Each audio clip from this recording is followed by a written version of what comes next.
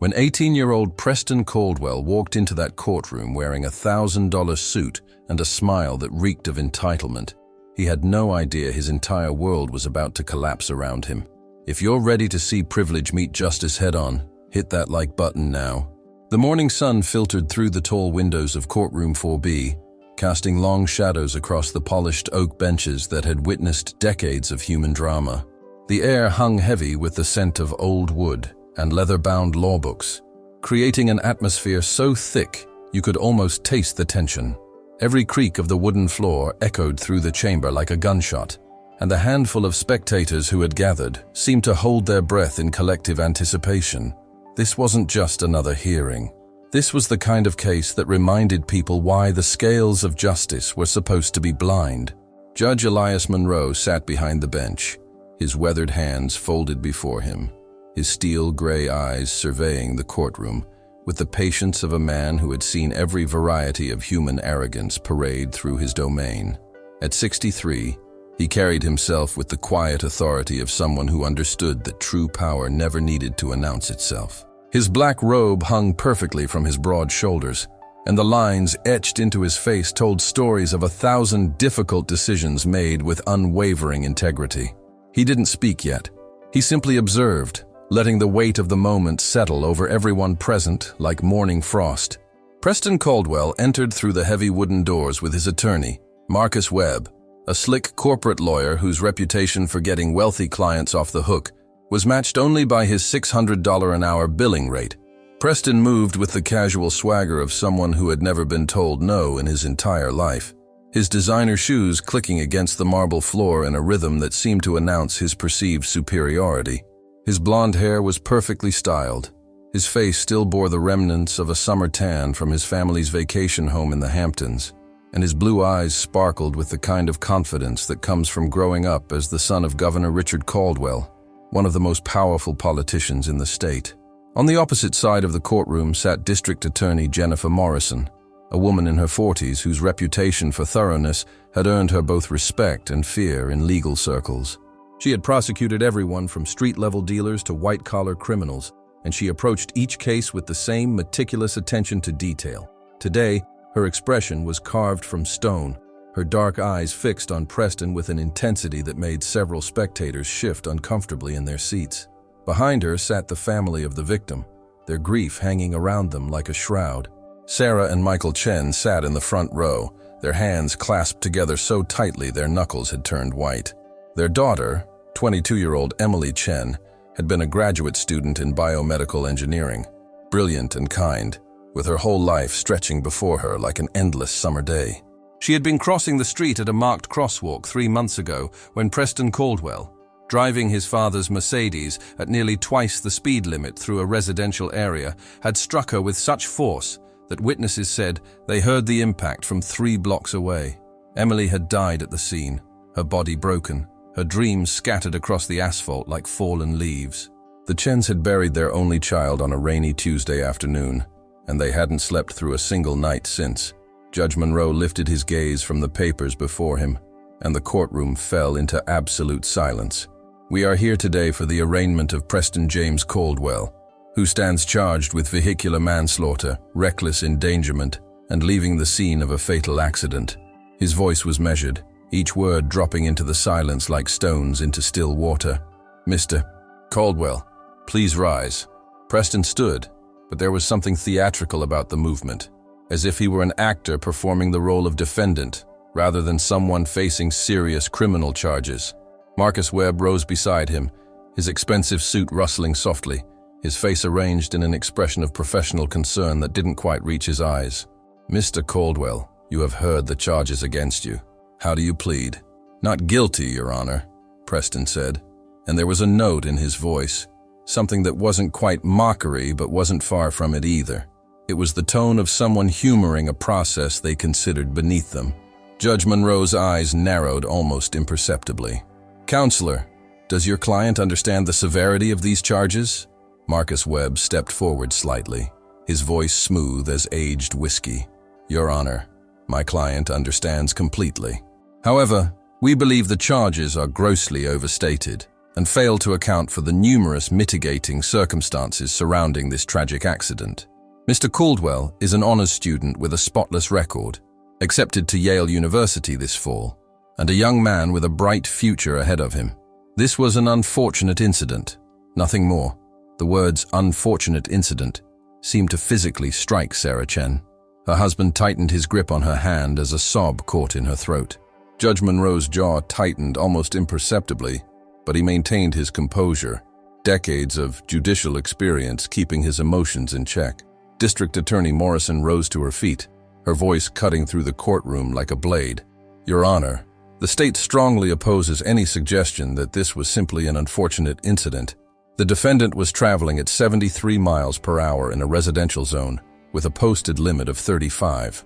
He was intoxicated, with a blood alcohol content of 0.12, well above the legal limit. After striking Emily Chen with such force that she was thrown nearly 40 feet, the defendant fled the scene and was only apprehended 6 hours later at his family's estate, where he had attempted to hide the vehicle and clean himself up. This wasn't an accident. This was criminal negligence of the highest order, and the state will prove that Mr. Caldwell's actions directly resulted in the death of an innocent young woman. These allegations are inflammatory and prejudicial," Webb countered immediately. "There is no conclusive evidence that my client was driving the vehicle in question. The prosecution's case relies entirely on circumstantial evidence and witness testimony that is questionable at best. Furthermore, my client has cooperated fully with authorities since—" "Cooperated?"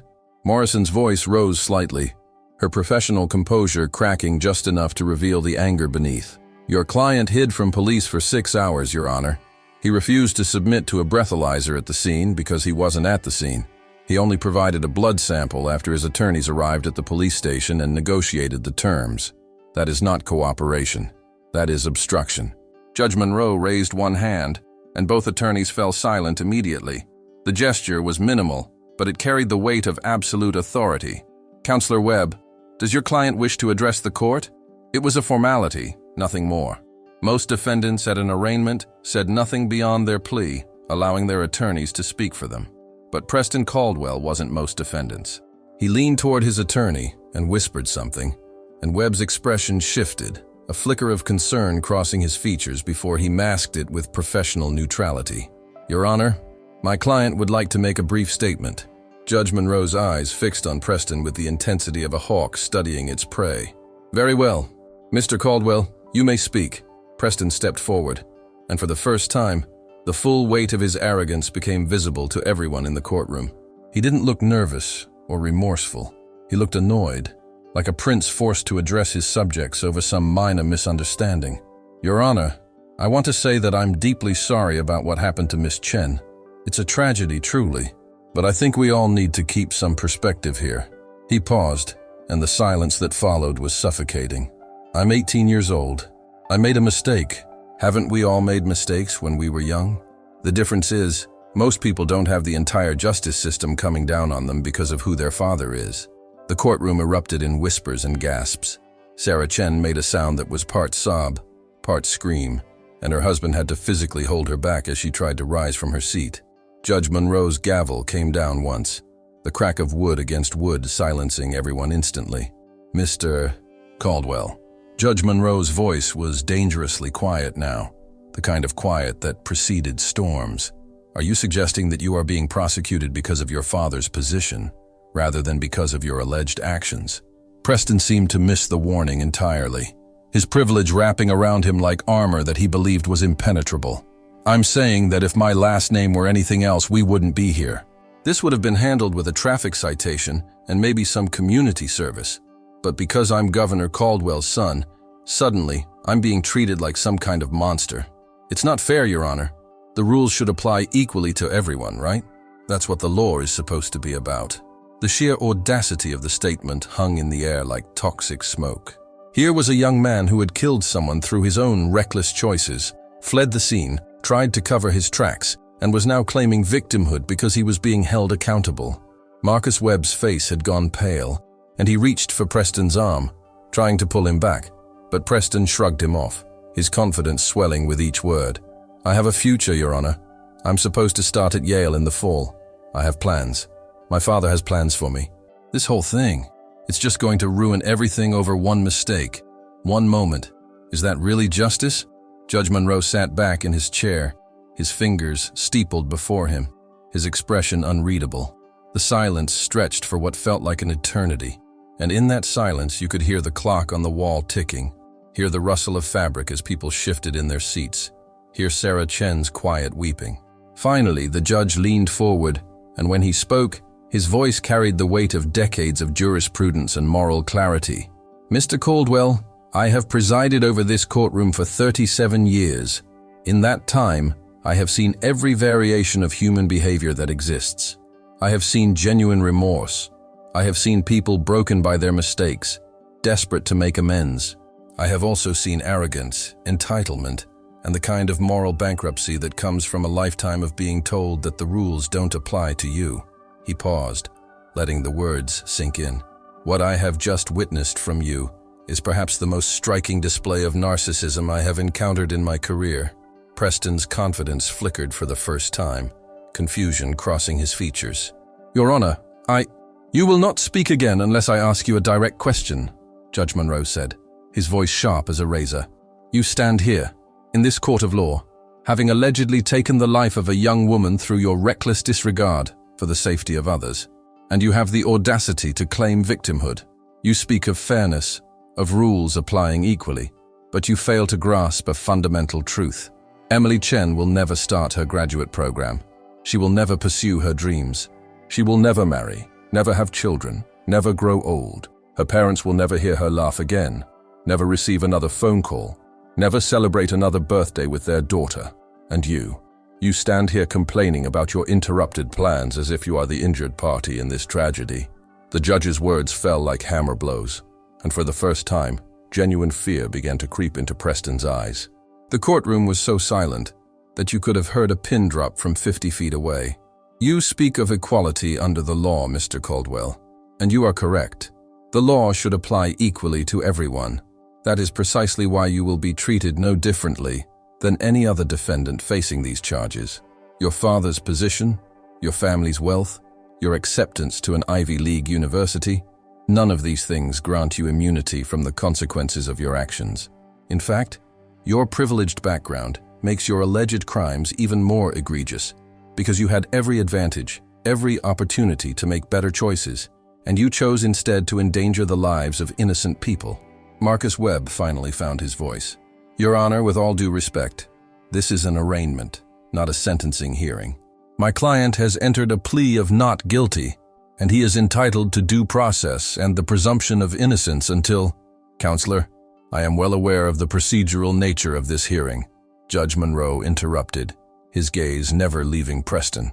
And I have not prejudged your client's guilt or innocence. That determination will be made at trial, should this case proceed to that point. However, your client chose to address this court, and I am within my rights to respond to the substance and tone of his statement. Mr. Caldwell wished to discuss fairness and equal treatment under the law. I am simply ensuring he understands what those concepts actually mean. The judge turned his attention to the matter of bail, and Morrison immediately stood. Your Honor, the state requests that Mr. Caldwell be remanded to custody without bail.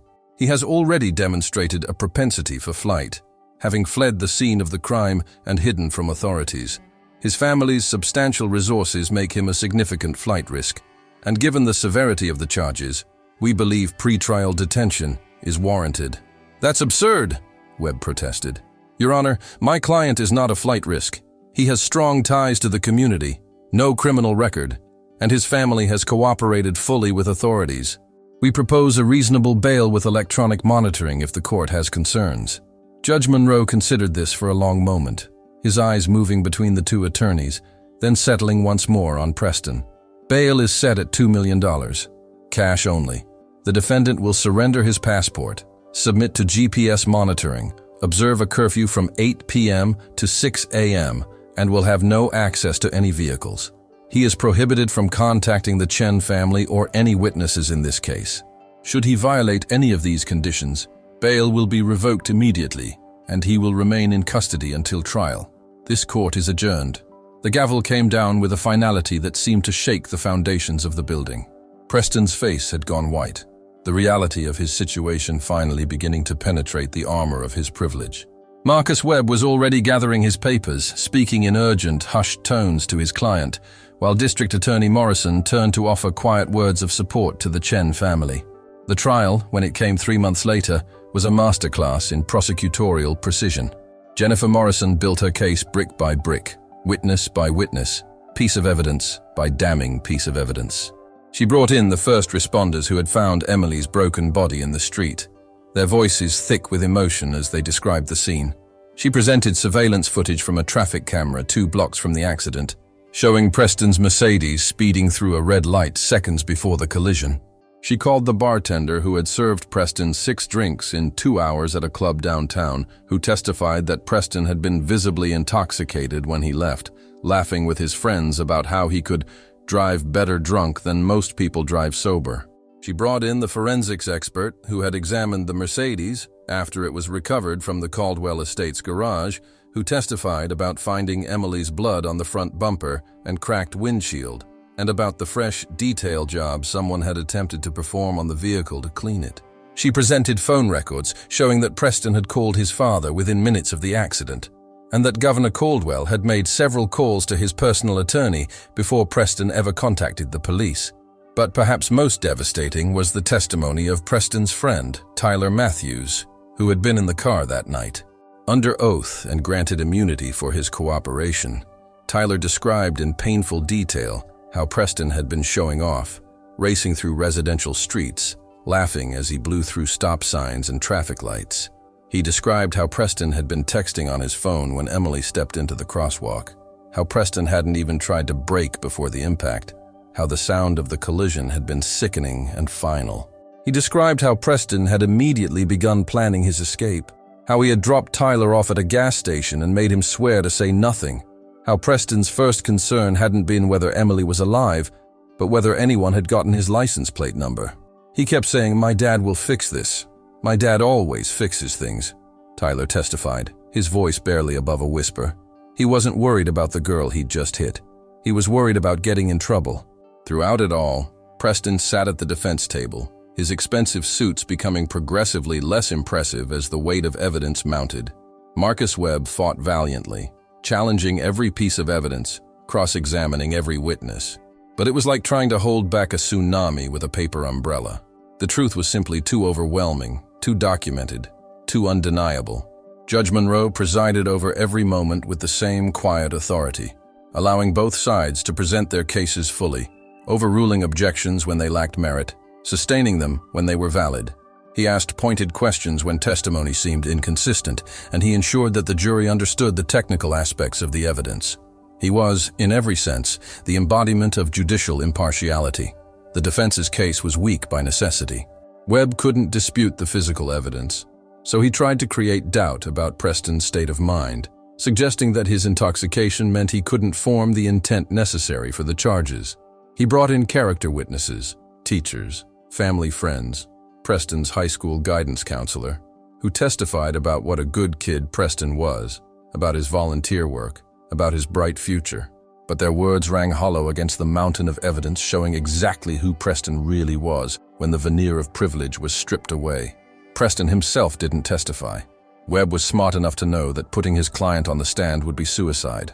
Every word Preston had spoken in his arraignment had been used against him in Morrison's opening statement, played back to the jury as evidence of his character, his lack of remorse, his fundamental belief that he was above consequence. The jury deliberated for less than 4 hours.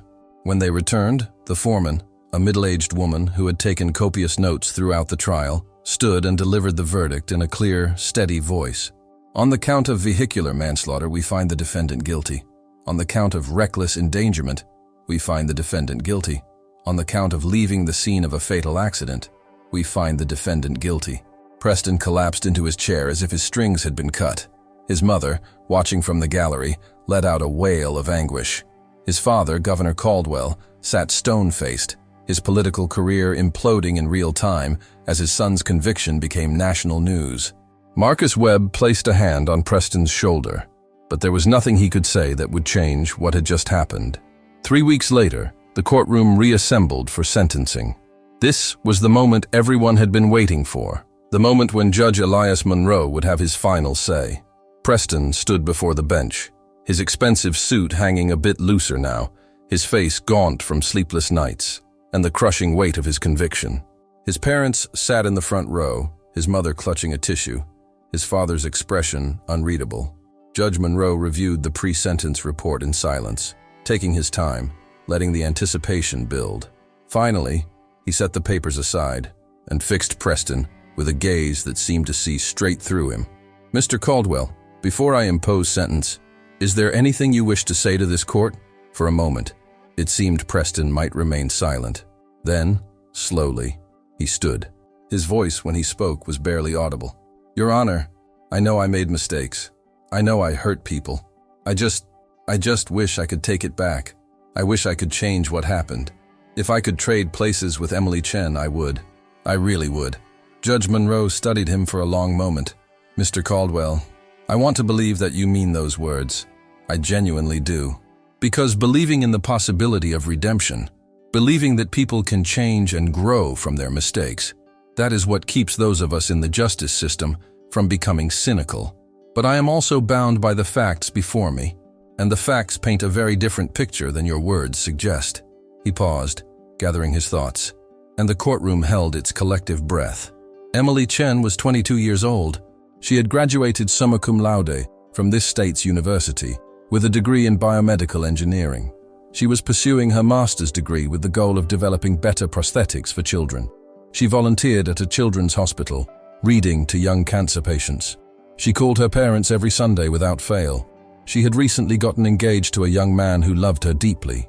She was, by every measure, a remarkable human being who was making the world better simply by existing in it. The judge's voice remained steady, but there was an undercurrent of steel beneath the words. "You took her life through a combination of arrogance, recklessness, and profound disregard for anyone but yourself. You drove drunk through a residential neighborhood at twice the speed limit, treating public streets like your personal playground. When you struck her, you didn't stop. You didn't call for help. You didn't render aid. You fled, thinking only of yourself, of protecting yourself, of maintaining your comfortable life. And even now, even after being convicted by a jury of your peers, you speak of your remorse in terms that are all about you. You wish you could change it. You would trade places with her. These are passive, self-centered statements that reveal you still don't truly understand what you've done." Judge Monroe leaned forward slightly. "Let me tell you what justice means in this case. Justice means that Emily Chen's life is valued. Justice means that her parents' loss is acknowledged. Justice means that society does not tolerate the kind of privileged recklessness you displayed. Justice means that your actions have consequences commensurate with the harm you caused." He lifted the sentencing document. "On the count of vehicular manslaughter, I sentence you to 20 years in state prison. On the count of reckless endangerment, I sentence you to 5 years to run concurrently. On the count of leaving the scene of a fatal accident, I sentence you to 3 years, also concurrent. You will serve a minimum of 17 years before you are eligible for parole. You will surrender your driver's license for life. Upon your eventual release, you will serve 10 years of supervised probation, during which you will be prohibited from consuming alcohol and will be required to complete 500 hours of community service, working with victims of drunk driving." Preston's mother screamed. His father sat frozen, his face ashen. Preston himself seemed to be in shock, unable to process what he was hearing. Webb immediately began speaking about appeals, but Judge Monroe silenced him with a look. "Mr. Caldwell, you will now have years to reflect on your choices, years to understand the magnitude of what you took from this world when you killed Emily Chen. I hope you use that time wisely. I hope you emerge from this experience as a different person, one who truly understands the value of human life and the importance of taking responsibility for one's actions. But that is up to you. The court's role is not rehabilitation, it is justice. And justice in this case demands that you be held accountable. This court is adjourned." The gavel came down with a sound like thunder, and 2 bailiffs moved forward to take Preston into custody. As they led him away in handcuffs, he looked back once at his parents, his face crumbling. The reality of 17 years behind bars finally breaking through his wall of denial. Governor Caldwell stood, his political career in ruins, his son a convicted felon, his family's name forever tainted by this tragedy. Sarah and Michael Chen sat together, holding each other, tears streaming down their faces. Not tears of joy, because nothing could bring their daughter back, but tears of relief that the man who had killed her would finally face real consequences. Outside the courthouse, reporters swarmed, cameras flashing, questions being shouted. District Attorney Morrison gave a brief statement about justice being served, about no one being above the law. Marcus Webb declined to comment, shepherding the Caldwell family through the media scrum to a waiting car. But inside courtroom 4B, Judge Elias Monroe sat alone for a moment, the weight of his decisions settling over him. These were never easy moments, never satisfying in the way movies portrayed them. There were no winners here, only degrees of loss. But the law demanded justice, and justice had been served. The case of Preston Caldwell became a landmark moment in discussions about privilege, accountability, and equal justice under law. It was studied in law schools, debated in editorial pages, and referenced whenever wealthy defendants faced serious charges. Because in the end, it proved something fundamental about the American justice system. That the courtroom of Judge Elias Monroe was a place where money couldn't buy your way out, where connections couldn't shield you from consequences, where arrogance would be met with the full force of the law. Preston served every day of his minimum sentence.